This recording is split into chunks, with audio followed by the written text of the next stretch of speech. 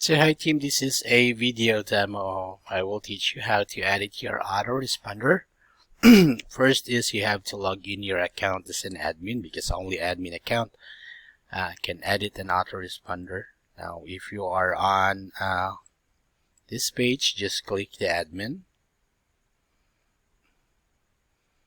Okay, and you will be routed here, and then go to tools and look for the autoresponder admin.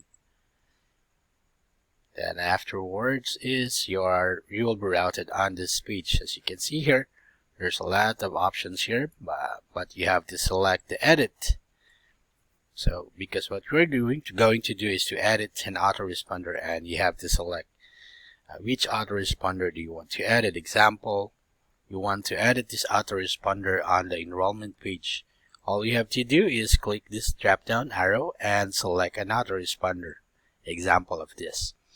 And then scroll down, click this manage email. Okay, so this is the content of your autoresponder. So this is on the Spanish language. Example, you want to edit this one. All you have to do is hover your mouse on the edit button, just click edit, and you will be routed on the next page. Okay, so this autoresponder is for the member. As you can see here, it's for the member sponsor. Okay, so this is if you scroll down, you can see here the text box or the content box. This is where you can edit your autoresponder.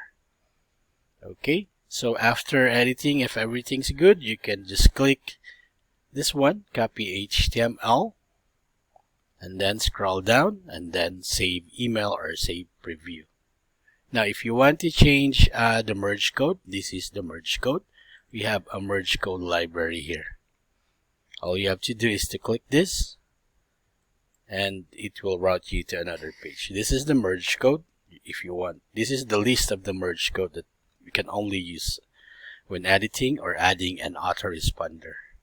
Okay, let's go back to our autoresponder. So after you edit the content, all you have to do is to click the copy HTML and then scroll down and then save email, or if you want to view your autoresponder content, you can click on this. After saving that, you are all good, because this autoresponder is on enrollment. You don't have to assign this.